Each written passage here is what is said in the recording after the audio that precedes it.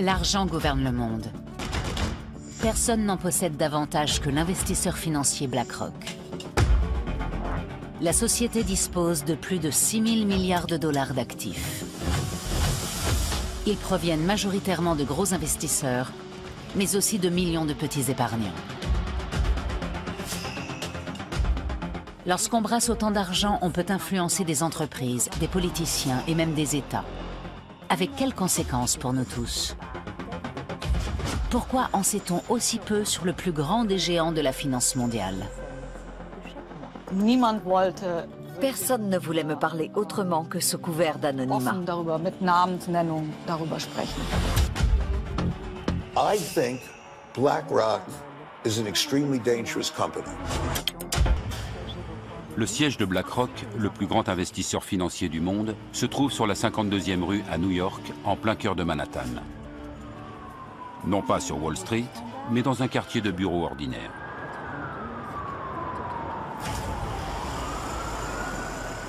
L'édifice est ouvert au public.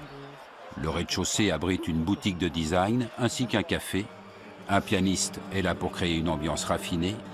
Une cascade artificielle et de la verdure forment une oasis de bien-être.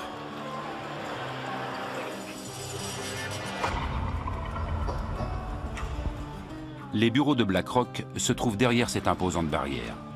Le soir, les livreurs de repas se bousculent au portillon. Quand on travaille ici, on ne compte pas ses heures. Les affaires passent avant tout. À la tête de la société, Lawrence D. Fink, surnommé Larry. C'est le gestionnaire d'actifs le plus puissant du monde. Ses 14 500 employés brassent plus de 6 000 milliards de dollars. Aucune autre société au monde ne gère autant d'argent. Un tel succès ne tombe pas du ciel. Il faut faire preuve de motivation, d'ambition, d'intelligence et d'un grand flair. On peut bien sûr avoir de la chance et engranger 1 milliard en un an, mais ensuite, il faut maintenir ce niveau, décrocher de nouveaux clients, parvenir à conserver ses investisseurs et, dans l'idéal, se développer. Et BlackRock ne cesse de croître. Depuis son introduction en bourse en 1999, son cours est monté jusqu'à plus de 400 $. La première action que Larry Fink a tenue dans ses mains en valait à peine 14.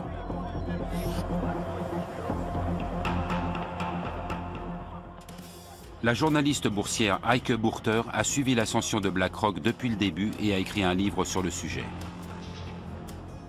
À ce jour, c'est le seul ouvrage à se pencher sur les opérations financières de la multinationale. BlackRock travaille avec ce que Wall Street appelle OPM, Other People's Money, l'argent des autres. C'est celui que les financiers préfèrent utiliser. BlackRock a même érigé cela en système. Il travaille avec l'argent de fonds de pension, d'assurance et de petits épargnants.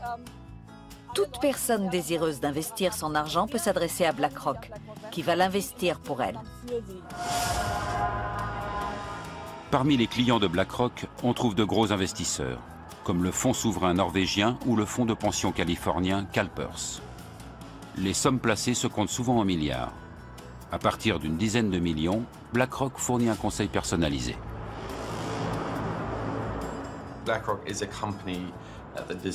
C'est une société qui doit être surveillée, car il s'agit du plus grand groupe d'investissement du monde.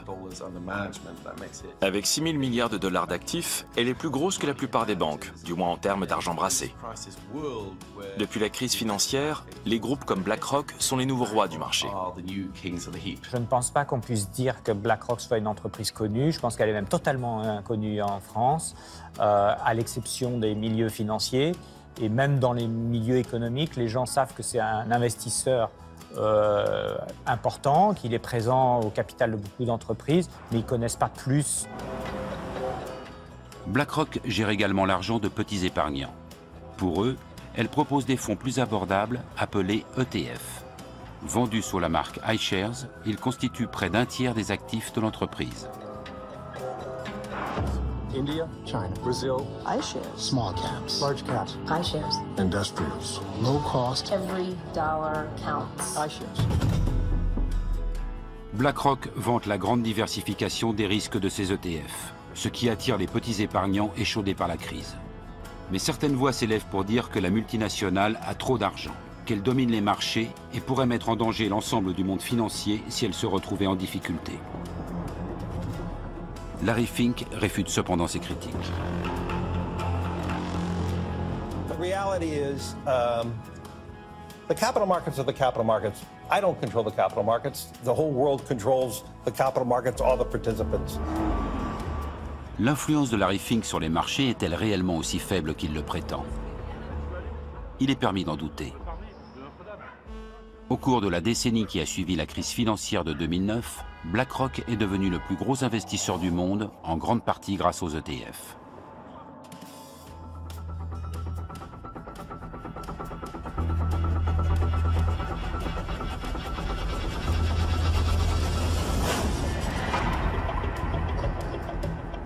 Juin 2009. Alors que la crise tient le monde entier en haleine, BlackRock rachète pour 13,5 milliards de dollars la filiale d'investissement de la banque britannique Barclays, ruinée. Une transaction colossale. Du jour au lendemain, BlackRock voit le montant de ses actifs doubler. Mais plus important encore, la société se lance dans la commercialisation d'ETF. Depuis 2009, des centaines d'ETF inondent les marchés boursiers. BlackRock permet à n'importe qui d'investir même de petites sommes. Bien que la marque iShares évoque un produit Apple, elle appartient à BlackRock. La société gagne de l'argent en facturant la gestion de ses fonds. Ses tarifs sont nettement inférieurs à ceux de ses concurrents, mais avec 2000 milliards de dollars placés dans les ETF, l'affaire reste juteuse. On fait un placement sur tout un marché ou sur un segment de marché. Tous les constructeurs automobiles, toutes les actions européennes ou ce que vous voulez. C'est un peu comme chez un marchand de glace. Il y a des ETF à tous les parfums. Aux États-Unis, les ETF sont particulièrement à la mode. Actuellement, 2800 milliards de dollars sont placés dans les fonds négociés en bourse. Carl Icahn est l'archétype, comment le dire poliment? C'est l'archétype du type qui est tellement riche qu'il se fout tout simplement de tout. Il peut dire ce qu'il veut. Et il lui arrive parfois d'être impertinent. Je pense qu'il a simplement voulu piquer au vif Larry Fink, qui n'était pas vraiment habitué à ce qu'on lui rentre ainsi dans le lard. I think BlackRock is an extremely dangerous company. Okay, and I mean this. C'est un vieux loup de mer de Wall Street. On l'a souvent dit fini, mais il a toujours rebondi. On peut ne pas l'apprécier, mais c'est assurément quelqu'un qu'il ne faut pas trop sous-estimer. You get this party mobile, and everybody in the party in this mobile, and they're all on this party, they're all having a drink. And in the drink, they're all having this drink and having fun. And you know who's pushing that thing? They're pushing it. It's Larry Fink and Janet Yellen. Pushing that, and they're pushing the goddamn thing. Sur le ton de la plaisanterie, Carl Icahn accuse devant les caméras Larry Fink et Janet Yellen, alors présidente de la Réserve fédérale américaine, de prendre le risque d'une nouvelle crise financière. This party thing is going. Every once in a while, Janet wants to put the brakes on it. And Larry says, "No, let it go." And the people in the party are yelling, "No, no, don't touch those brakes. Don't touch. This is fun." And they're moving toward this cliff, see? And the cliff is there. And this thing is going to go over this cliff. And you know what's going to destroy it? They're going to hit a black rock. That's right. That's what I'm saying. Un spécialiste de premier plan qualifie BlackRock de danger pour le monde de la finance. Son attaque va ternir l'image de l'investisseur financier. Y a-t-il vraiment trop d'argent placé dans ces ETF? Le siège allemand de BlackRock se situe non loin de la BCE. Gestionnaire d'actifs à l'échelle mondiale, la multinationale brasse aujourd'hui bien plus d'argent que la plupart des banques. Mais elle est nettement moins contrôlée. Puisque ce n'est pas un établissement bancaire et qu'elle n'accorde pas de crédit, elle n'est pas considérée comme étant d'importance systémique. On dit qu'un établissement présente une importance systémique dès lors qu'il est susceptible, en cas de difficulté, de provoquer dans le système financier un choc qui pourrait avoir un effet négatif sur l'économie réelle. Si pour une raison quelconque ses clients venaient à vendre en bloc leurs ETF, tous les marchés boursiers pourraient être menacés. Et dans leur sillage, des milliers d'entreprises dont les actions plongeraient. Nous nous rendons en Californie pour rencontrer un ancien salarié de BlackRock. Nous devons lui garantir un anonymat total. Il a trop peur que cette interview ne compromette son avenir professionnel. Notre informateur a vendu de nombreux ETF. La pression exercée par BlackRock pour conquérir ce marché était énorme. Il cherche peut-être à créer un duopole. Une telle chose serait très mauvaise. Face à BlackRock, ne subsisterait plus alors qu'un seul autre pourvoyeur d'ETF. On n'en est d'ailleurs pas très loin. Avec Vanguard, le numéro 2 du marché, BlackRock se partage déjà les 2/3 du marché américain. En Europe, les iShares représentent près de 50% des ETF. Des millions d'Américains veulent sécuriser leur épargne retraite grâce à des ETF. Ils placent une partie de leurs revenus chez BlackRock qui leur versera plus tard une pension. Le groupe est d'importance systémique, dans la mesure où il gère une part significative de l'épargne retraite de la population américaine. Dans ce tribunal se joue un procès croustillant. BlackRock contre BlackRock, entreprise contre salarié. L'entreprise aurait violé son obligation fiduciaire à l'égard de ses employés. La plainte évoque une véritable cannibalisation. BlackRock aurait constamment transféré l'argent de leur pension entre différents fonds médiocres et encaissé des frais à chaque opération. Cela signifierait que BlackRock, par appât du gain, a réduit les pensions de ses propres salariés dans le seul but d'accroître ses bénéfices. Le préjudice s'élèverait à des millions de dollars.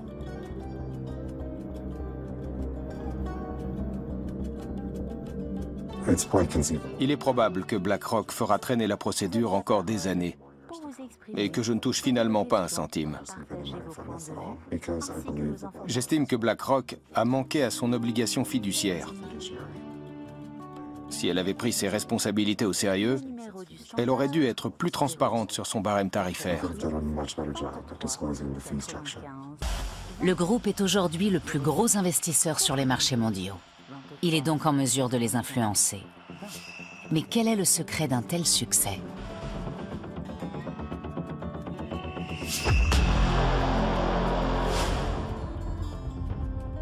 BlackRock est actionnaire de milliers de sociétés. Apple, Microsoft, Facebook, Shell. L'entreprise a placé ses fonds partout. Et même si cet argent est un simple prêt de ses clients, Larry Fink et ses gestionnaires peuvent en disposer à leur guise. Larry Fink a créé un écosystème comparable à celui d'une banque. Le groupe gère et génère beaucoup d'argent. En Allemagne, BlackRock est un gros actionnaire dans les 30 plus grandes entreprises du DAX. Il en va de même en France, où la multinationale possède de larges parts dans les sociétés du CAC 40 comme Airbus, Renault ou L'Oréal. BlackRock est la cheville ouvrière des marchés financiers. C'est chez elle et chez les autres gros investisseurs institutionnels que les investisseurs américains et du monde entier placent leur épargne retraite. Ces groupes investissent pour nous. Ils sont les intermédiaires qui garantissent nos pensions et le bon fonctionnement des marchés. Ils ont une grande responsabilité.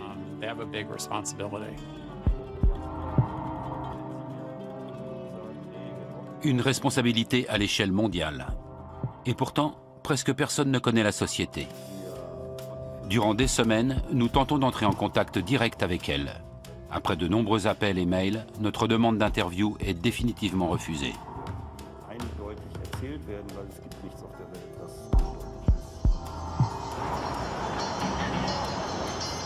La journaliste Heike Burter en a elle aussi fait l'expérience. Depuis bientôt 20 ans, elle écrit sur Wall Street pour diverses rédactions. Mais au cours de ses recherches pour son livre sur BlackRock, elle s'est heurtée à un énorme mur de silence. Jusqu'à présent, aucun employé de BlackRock n'a encore osé s'exprimer ouvertement. Même l'ex-salarié que nous rencontrons à San Francisco redoute l'influence de son ancien employeur. Il évoque la pression quotidienne subie chez BlackRock. Pour être franc, on se plaignait beaucoup. C'était un environnement très stressant. L'organisation était très horizontale et il y avait pas mal de jeux de pouvoir. Beaucoup de gens voulaient avoir l'air important et gravir les échelons. Les plaintes étaient nombreuses. Quand je travaillais là-bas, on avait l'habitude de dire qu'on nageait avec les requins. Notre informateur développait des fonds pour les marchés internationaux. Ces produits devaient attirer des investisseurs du monde entier, avec de gros bonus à la clé en cas de succès. En cas d'échec, pression et stress. Et chez BlackRock, la définition de la réussite était claire.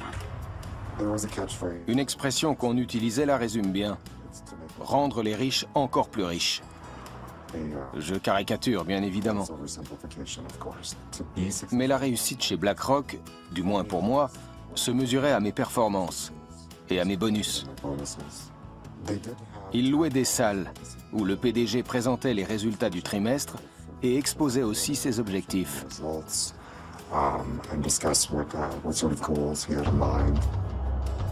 Ce qui se passe à l'intérieur de la société ne fuite presque jamais. Suivant l'adage, discrétion est mère de confiance. Mais qu'est-ce que BlackRock a de plus que les autres?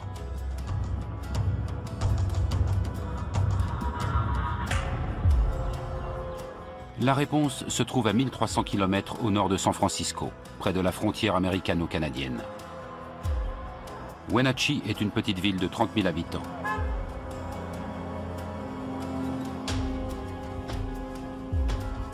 Le climat y est propice à la culture des fruits.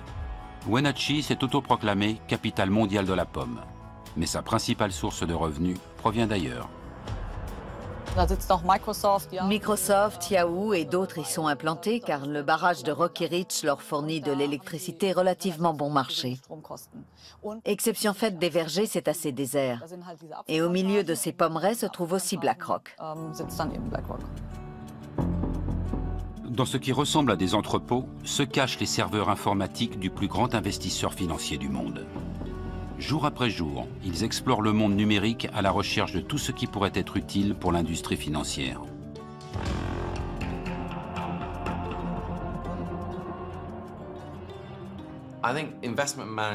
La gestion de placement est grandement tributaire de l'information. Et elle utilise donc bien plus de données que d'autres secteurs. Pas seulement les chiffres du PIB, du chômage ou du cours de la bourse, mais aussi les images satellites, les données de cartes bancaires, etc. Toutes ces empreintes numériques que nous laissons dans l'économie numérique, les gestionnaires d'actifs s'en emparent et les anonymisent au maximum avant de les utiliser pour réaliser des transactions et surveiller les risques. Et dans ce domaine, Larry Fink a une longueur d'avance. Le moindre mouvement boursier, la déclaration la plus anecdotique d'un ministre, tout est enregistré par les ordinateurs de BlackRock. La popularité des actions sur les réseaux sociaux sert également à évaluer la valeur des placements. Et tout cela sans intervention humaine. BlackRock a développé son propre programme d'analyse surnommé Aladdin. Une intelligence artificielle qui prend de nombreuses décisions toute seule. C'est évidemment le système qui est à la base de la gestion de risque, qui est la spécialité de BlackRock et qui permet effectivement de faire ce type d'investissement avec des coûts faibles. Dans le conte, le garçon des rues, Aladdin, avec un seul dé, s'enrichit avec l'aide d'un génie. Chez BlackRock, c'est le système informatique Aladdin avec 2 dés qui enrichit l'entreprise. Le programme réalise chaque semaine 200 millions de calculs afin de conseiller ou déconseiller certains placements. Prenons un exemple. BlackRock veut savoir si cela vaut la peine d'accorder des prêts immobiliers dans une région donnée.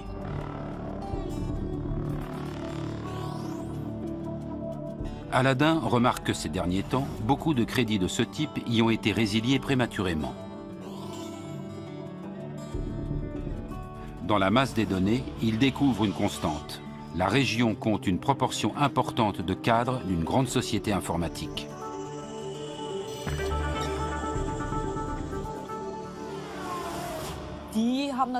Le problème, c'est qu'ils sont souvent mutés.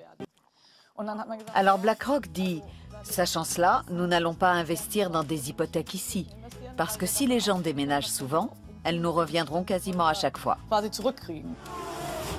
Aladdin dissuade donc les clients de BlackRock d'accorder hâtivement des prêts immobiliers dans ce genre de région. Car si les cadres déménagent régulièrement et résilient souvent leurs prêts, ils paient finalement moins d'intérêt que ce qui était prévu au départ. Solution proposée, augmenter les taux des prêts immobiliers dans les environs des grandes sociétés informatiques.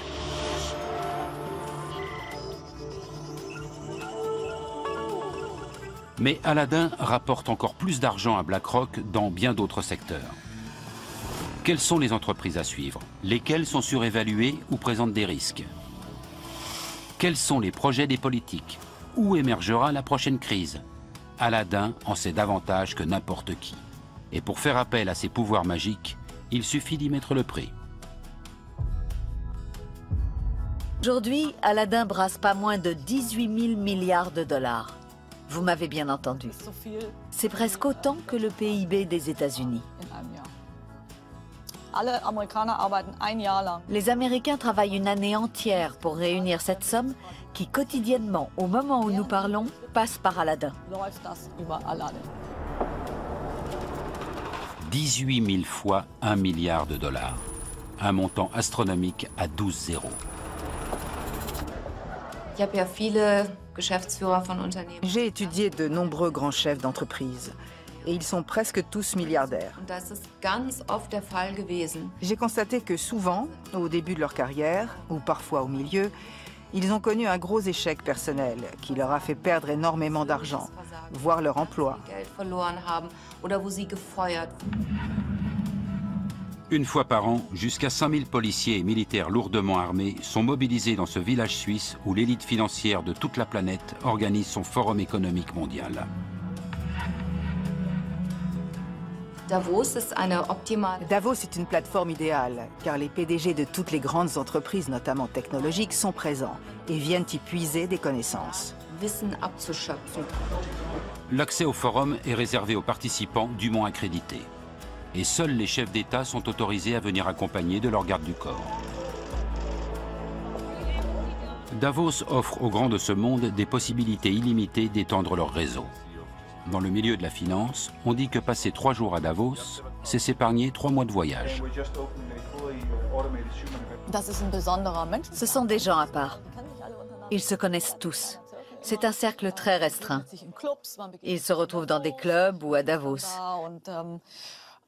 Ils s'assoient ensemble et discutent de l'état du monde, des inégalités sociales et des moyens d'y remédier.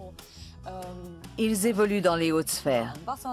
Et BlackRock a toujours voulu être de la partie. Larry Fink rencontre ici des chefs d'État, des hommes politiques ou des PDG. Parfois, ils participent ensemble à des tables rondes. Mais la plupart du temps, ils s'entretiennent à huis clos.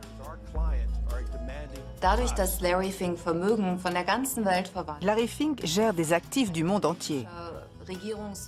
Cela va d'un fonds gouvernemental koweïtien à un fonds de pension allemand, en passant par une assurance australienne. Comme il a accès à toutes ces données, dans lesquelles il puise depuis plus de 20 ans, il a un aperçu unique de l'état du monde de la finance. Et grâce à cela, il produit à son tour ses propres données. Il est une pierre angulaire de cet immense réseau de personnes.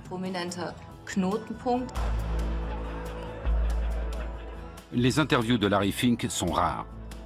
Dans celle-ci, réalisée à Davos, il évoque ses débuts et son premier job dans la boutique de chaussures de son père. At 10 years old, I was required to learn how to sell shoes and help my father. Well, I learned how to deal with people pretty early in my career, and it was a great learning lesson how to deal with people, how to appeal to people's needs, and I was a pretty good shoe salesman. Rheinmetall est l'un des plus gros fabricants d'équipements militaires d'Europe. Basé à Düsseldorf, le groupe vend des armes dans le monde entier. La fondation Ethecon a donc décerné à la société et à ses investisseurs un prix négatif, le Black Planet Award. En tant qu'actionnaire important, Larry Fink est nommément cité. Par l'intermédiaire de BlackRock, il investit dans de gros groupes, en particulier ceux dont les marges bénéficiaires sont les plus attrayantes. Même s'il sait très bien que ces entreprises s'enrichissent grâce à d'épouvantables guerres civiles, comme celle qui déchire en ce moment le Yémen. Il investit également dans des entreprises qui gagnent de l'argent en détruisant la nature.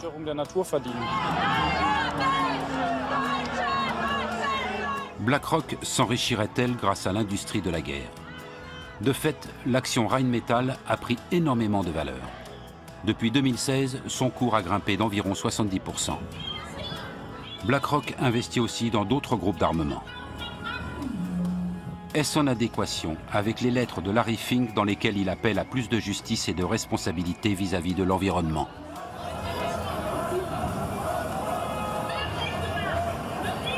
En d'autres termes, les déclarations d'intention de Larry Fink n'ont rien à voir avec la réalité.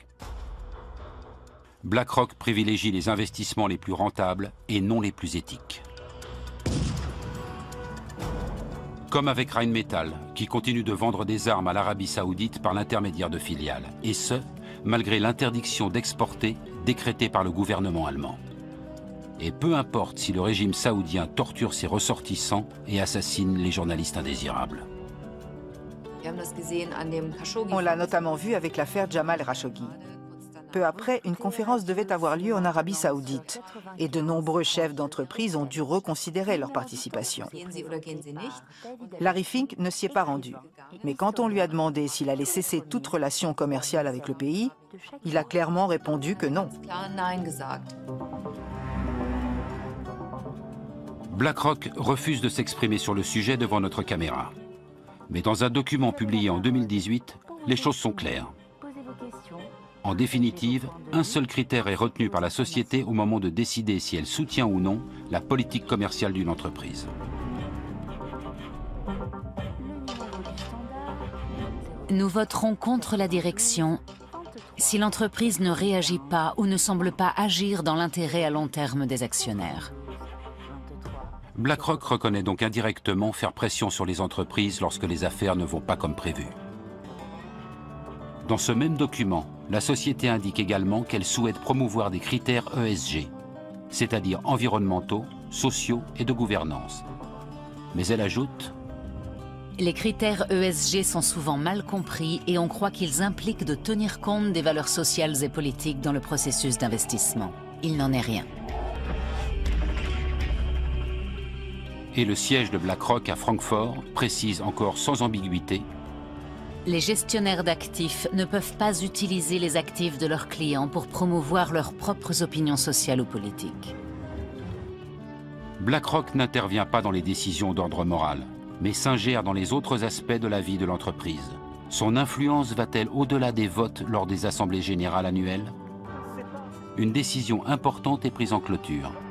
Avec le soutien de la France et de l'Allemagne, BlackRock devra développer un fonds censé investir, par exemple, dans les industries durables en Afrique. L'approche de ce projet a été faite à travers effectivement la rencontre entre Larry Fink et le président Macron. Le souhait à la fois de Larry Fink était de s'engager à la demande de ses clients sur des projets d'investissement verts. Et le président Macron est à l'initiative de cette plateforme d'engagement que rejoignent beaucoup d'acteurs du secteur privé et des acteurs de la finance. Larry Fink demande ensuite au président français de lui ouvrir le marché des pays en développement, officiellement pour sauver le climat. Mais on peut aussi penser que la France et l'Allemagne aident tout simplement BlackRock à conquérir de nouveaux marchés et à gagner des investisseurs supplémentaires. On lui propose de sortir de sa zone de confort. Et comme il ne connaît pas particulièrement les géographies des pays du Sud, notamment Afrique, les deux agences de développement, que ce soit la KfW ou l'AFD, sont pour lui un partenaire essentiel pour maîtriser le risque. Aucun projet n'a encore été concrétisé.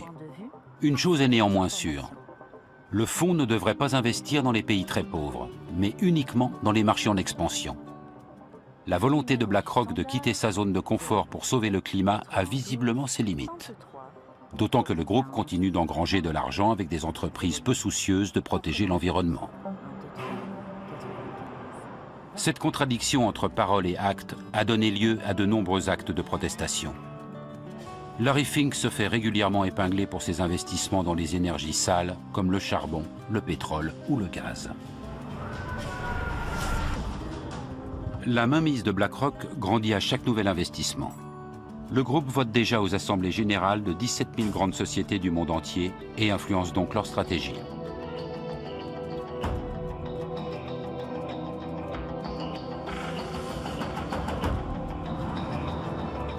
Pour le chercheur Martin Schmaltz, c'est une bonne raison d'étudier scientifiquement l'influence de l'investisseur financier. Étant donné que BlackRock est le principal actionnaire de très nombreuses entreprises, quelles conséquences cela a-t-il pour l'économie mondiale?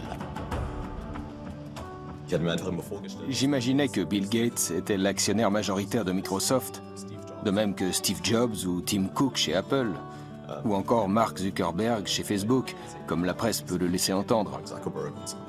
Mais il s'avère qu'il n'en est rien.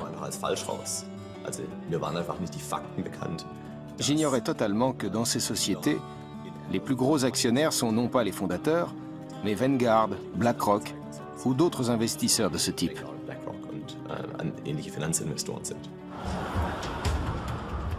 Martin Schmaltz relève notamment que ces groupes investissent dans des entreprises qui sont concurrentes.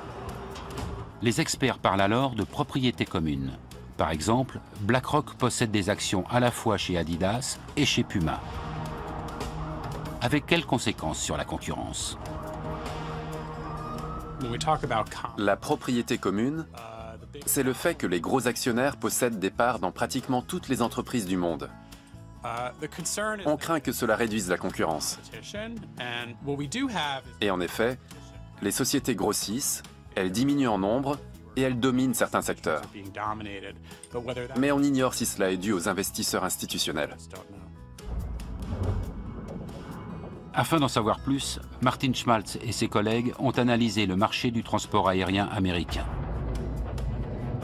Il s'avère que les prix des billets des grosses compagnies ont parfois augmenté jusqu'à 11% sous l'influence de la propriété commune.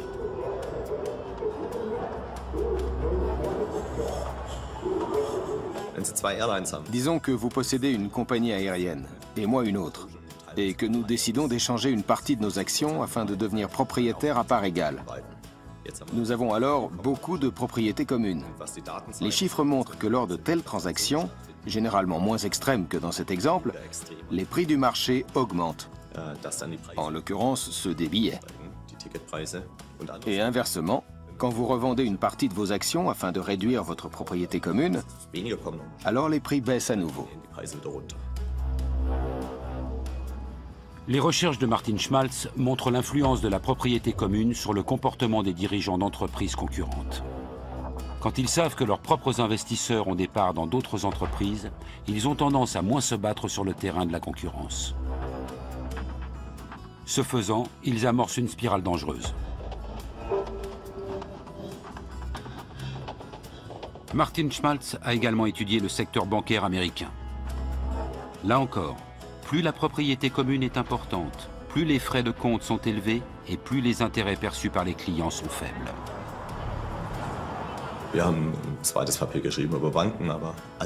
Nous nous sommes penchés sur les banques, mais d'autres se sont intéressés aux prix pratiqués par les grands groupes de semenciers et ont, là aussi, montré les effets de la propriété commune. Une demi-douzaine d'études indiquent que la propriété commune influence la faculté d'innovation des entreprises.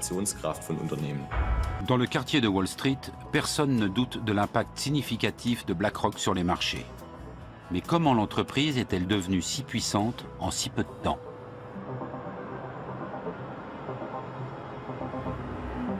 Aux États-Unis, le secrétaire au Trésor et la Réserve fédérale s'adressent à Larry Fink et chargent BlackRock d'analyser les comptes d'AIG, le plus grand groupe d'assurance du monde. Larry Fink assure au directeur de la Réserve fédérale de New York, Timothy Geithner, qu'Aladin permettra à son équipe de reconnaître les titres toxiques. Le programme informatique de BlackRock devient la bouée de sauvetage de la Réserve fédérale, totalement démunie. Aucun appel d'offres n'est réalisé. Ces projets ne s'obtiennent pas sans relation. Bien sûr, ils sont annoncés. Mais avec BlackRock, étonnamment, on fait souvent valoir qu'il fallait aller vite, trouver quelqu'un en urgence. Le contrat suivant ne tarde pas à venir. Le président américain Barack Obama et Timothy Geithner doivent sauver Citigroup. Personne ne sait exactement combien de créances douteuses détient la banque. BlackRock entre dans son calculateur toutes les informations et les données concernant le géant bancaire. Résultat, le gouvernement américain alloue à ce dernier des milliards de dollars d'aide publique.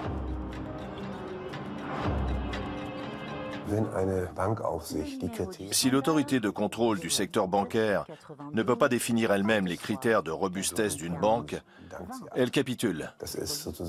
Cette connaissance privilégiée ne peut et ne doit être développée que par ce gendarme lui-même. Et elle doit rester sa prérogative exclusive. Lorsqu'en 2009, Barack Obama nomme Timothy Geithner secrétaire au Trésor, Larry Fink obtient une entrée directe à la Maison-Blanche. Les perspectives s'annoncent exceptionnelles pour BlackRock.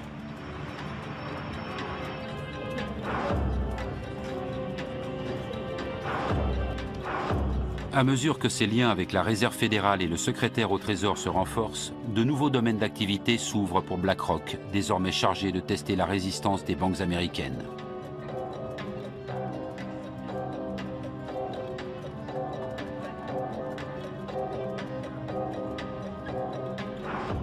L'Europe aussi fait bientôt appel au service de BlackRock. À la suite de la crise financière, l'Union européenne renforce la réglementation sur les banques. En 2014, la BCE est chargée du contrôle bancaire européen.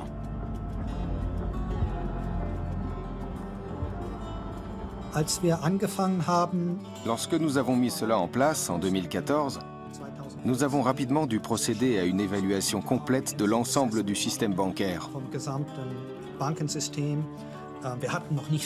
Nous disposions encore de peu d'effectifs. C'est pourquoi nous avons aussi sollicité l'aide de consultants externes pour nous aider à mettre tout cela sur pied.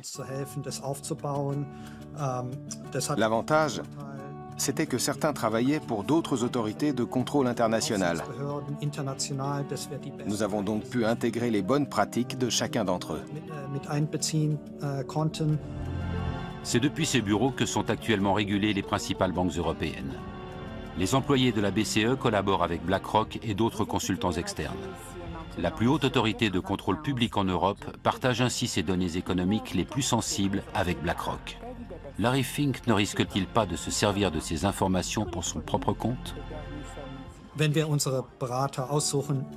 On s'assure évidemment que les consultants que nous avons choisis mettent en place des Chinese Walls pour dissocier clairement leur activité de conseil pour nous de la gestion qu'ils opèrent pour leurs propres clients. C'est parfaitement normal dans une banque d'investissement. Et s'il s'avérait que quelqu'un mélangeait un peu les genres, il serait renvoyé sur le champ. Comment fonctionnent ces Chinese Walls, ces fameuses murailles de Chine? Prenons un exemple. En tant que consultant auprès de la BCE, BlackRock a accès à des renseignements exclusifs sur la valeur d'une banque. En théorie, la multinationale pourrait utiliser ses connaissances à son avantage pour spéculer à Wall Street. Mais cela serait totalement illégal. Par conséquent, les services d'analyse et d'achat doivent être séparés par une barrière infranchissable. Chaque société embauche à cet effet des employés supplémentaires censés protéger ces murailles. Ces gens sont assis à côté des gestionnaires de fonds et leur disent « Vous ne devriez pas faire ceci. Vous ne pouvez pas parler à ces personnes. » Ou encore « Vous devez déclarer cela. » Il y a aussi différents programmes de contrôle informatique. Nous savons que l'être humain excelle dans l'art de contourner ces contrôles. Le souvenir de la crise est néanmoins encore très frais. Pour l'heure, il y a quelques pommes pourries dans le panier, car il y en a toujours. Mais cela ne constitue pas une menace imminente. Les Chinese Walls peuvent-ils réellement prémunir contre tout délit d'initié? Le doute est permis lorsque l'on revient sur la crise de l'euro. En juillet 2015, BlackRock a en effet acheté des obligations d'État grecques au moment même où le monde entier spéculait sur une prochaine chute de leur valeur. Ce que presque personne ne savait à l'époque, c'est que BlackRock venait d'éplucher les comptes des banques grecques à la demande de la BCE. BlackRock a-t-elle utilisé illicitement ces informations? Peu de temps après, la faillite de la Grèce a été évitée et les primes de risque sur les obligations d'État grecs ont chuté, ce qui s'est avéré rentable pour la multinationale. Pour sa défense, BlackRock rappelle qu'elle est une société réglementée. L'équipe de consultants indépendants qu'elle a montée en 2008 est, dit-elle, strictement séparée des services d'investissement, y compris physiquement. En outre, elle est régulièrement soumise à des contrôles techniques et opérationnels. Le Chinese Wall, c'est le grand mythe de la finance, c'est ce qu'on a toujours dit. C'est la raison pour laquelle on a séparé, notamment aux États-Unis, toutes les activités entre le marché, les activités de détail. En général, ça fonctionne un certain temps. Et puis, comme dans toutes les murailles, il y a toujours des trous par lesquels les choses peuvent passer. En Grèce, le groupe américain éveille à nouveau les soupçons. Alors que le pays lourdement endetté est pressé par l'Union européenne de privatiser ses bâtiments publics, BlackRock investit dans l'immobilier avant tout le monde. C'est l'ancien banquier Paskalis Bouroris qui organise la privatisation pour le compte de l'État. Peu de temps après, il obtient un poste de direction dans la succursale grecque de BlackRock. Beaucoup craignent que cette activité lui donne accès à des informations sensibles sur le système financier, qu'elle pourrait utiliser à son avantage. Mais même si BlackRock ne tire aucun parti de ses connaissances d'initié, une question se pose.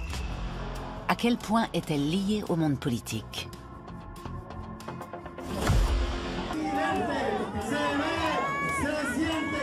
À l'approche des élections présidentielles de 2018, la multinationale a des raisons de s'inquiéter lorsqu'un nouveau candidat se présente. Il s'agit d'un politicien de gauche, Andrés Manuel López Obrador, ancien maire de Mexico. Beaucoup d'investisseurs craignent qu'il ne nationalise d'importants secteurs de l'industrie, comme le souhaitent nombre de ses partisans. Le candidat le plus fort était alors M. López Obrador, l'actuel président du Mexique. C'était celui qui allait le plus à l'encontre des courants politiques et économiques dominants en vigueur dans le pays depuis des décennies. Le secteur de l'énergie récemment privatisé est au cœur des débats. BlackRock y a placé beaucoup d'argent et prévoit d'investir dans un nouveau gazoduc. Avec l'ancien président, la confiance règne. Mais l'élection d'un homme de gauche imprévisible risque de mettre en péril les investissements du groupe. Et ce, précisément au Mexique, le pays préféré de Larry Fink.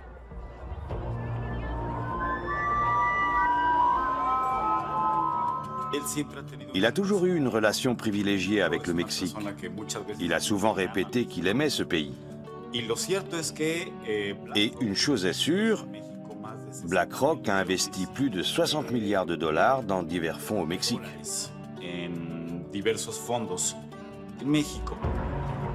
Le contraste ne pourrait être plus grand. Alors que BlackRock brasse des milliers de milliards de dollars à travers le monde, le modeste siège du parti de López Obrador se situe dans un quartier populaire de Mexico. C'est de ce bâtiment que le politicien mène sa campagne. Son quartier général n'a d'ailleurs pas bougé depuis. Pour parler aux candidats ou à ses hommes de confiance, il faut normalement passer par ce hall d'accueil.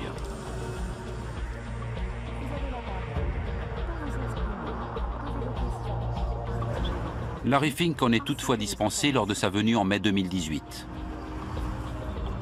Avec d'autres gestionnaires financiers, il a le privilège de rencontrer le politicien de gauche dans un hôtel de luxe. Le contenu de leur discussion reste confidentiel. Toujours est-il que le candidat Obrador déclare alors publiquement que les fonds d'investissement américains restent les bienvenus au Mexique. Je crois que cette rencontre a été, et j'insiste sur ce point, une marque de confiance. Ça allait bien au-delà d'une simple démonstration de bonne volonté.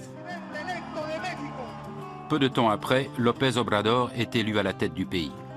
Le peuple attend de lui qu'il combatte la corruption et la criminalité en pleine explosion. Mais beaucoup veulent aussi renationaliser des secteurs de l'économie privatisés dans lesquels BlackRock a placé des milliards. Cependant, après sa victoire électorale, le nouveau président n'en parle plus et il n'en reparlera sans doute plus jamais. Lorsque la chancelière allemande Angela Merkel annonce en 2018 vouloir quitter la présidence de la CDU, un ancien haut responsable politique pose sa candidature pour lui succéder. Friedrich Merz, ancien président de groupe de la CDU au Bundestag, est entre-temps devenu président du conseil de surveillance chez BlackRock. Si les gens passent de BlackRock à la politique, je trouve ça moins problématique qu'ils se fassent payer ou autre. Ils pensent comme leur ancien employeur ou donneur d'ordre. Ils restent prisonniers de ce mode de pensée. Ils appréhendent le monde avec les yeux d'un employé de BlackRock. Au-delà de la question de la réglementation, c'est dérangeant qu'un dirigeant allemand puisse mettre toutes ses relations politiques à disposition d'une entreprise aussi puissante. Et que de surcroît, il revendique le droit de protéger les activités de gestion d'actifs de BlackRock, prétendument dans l'intérêt des citoyens.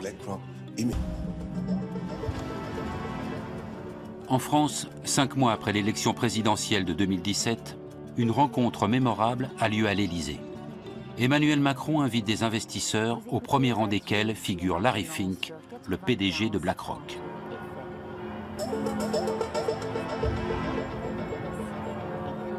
Le président français souhaite attirer les grands gestionnaires de fonds du monde dans l'Hexagone.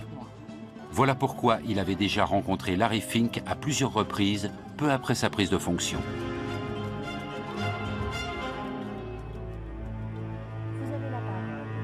Aujourd'hui comme alors, les entretiens ont lieu à huis clos. Macron ne veut aucune caméra. Emmanuel Macron veut favoriser les privatisations en France. À cet effet, le président de la République a créé une commission dont l'un des membres n'est autre que le patron de BlackRock France, Jean-François Cirelli. Cet ancien conseiller du président Chirac a aussi fait de Gaz de France l'une des plus grandes compagnies énergétiques du monde. Et tout comme Friedrich Merz en Allemagne, il ne cesse de réclamer un recours accru aux fonds spéculatifs pour l'assurance vieillesse.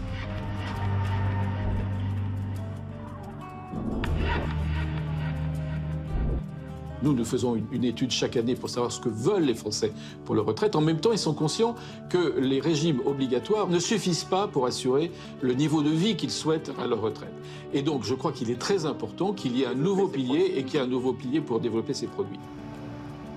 Pendant que les lobbyistes financiers comme BlackRock renforcent leurs liens avec Emmanuel Macron, le gouvernement français se heurte au mouvement des Gilets jaunes. Ces derniers s'élèvent contre ces réformes économiques libérales et sont révoltés contre les politiques qui laissent les géants de la finance se partager le monde entre eux.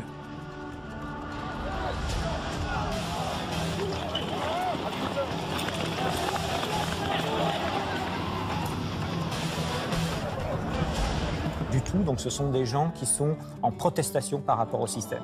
Alors est-ce que cette protestation par rapport au système, elle est due à la financiarisation et à BlackRock et à tous ses amis de la finance? C'est un peu rapide. Ce qui est vrai, c'est que le système de la finance lui-même a été générateur d'un niveau d'inégalité assez important et que la protestation de ces gens-là, elle est aussi contre les inégalités. La pression de la rue a déjà fait bouger les choses. Le débat qui a suivi la manifestation a conduit à un gel des loyers durant 5 ans, ce qui a fait chuter le cours de l'action Deutsche Wohnen d'environ 20%.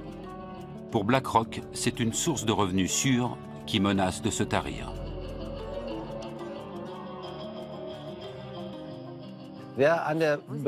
Quand on spécule en bourse, qui plus est sur le sort des locataires, on peut aussi perdre. Les petits actionnaires doivent également le savoir. Je n'ai absolument aucun état d'âme à porter préjudice à de gros investisseurs institutionnels comme BlackRock. Ils ont suffisamment nui à la société. Aucune autre société ne brasse autant d'argent que BlackRock. Elle a le bras long en politique et influence même des gouvernements. Mais personne n'en parle. Les gestionnaires de Larry Fink doivent faire passer l'éthique après les perspectives de profit. Plus le pouvoir des investisseurs grandit, plus la question se pose. Faut-il avoir peur de BlackRock? La taille de la multinationale pourrait-elle provoquer une crise financière mondiale? Et surtout, peut-on encore arrêter BlackRock?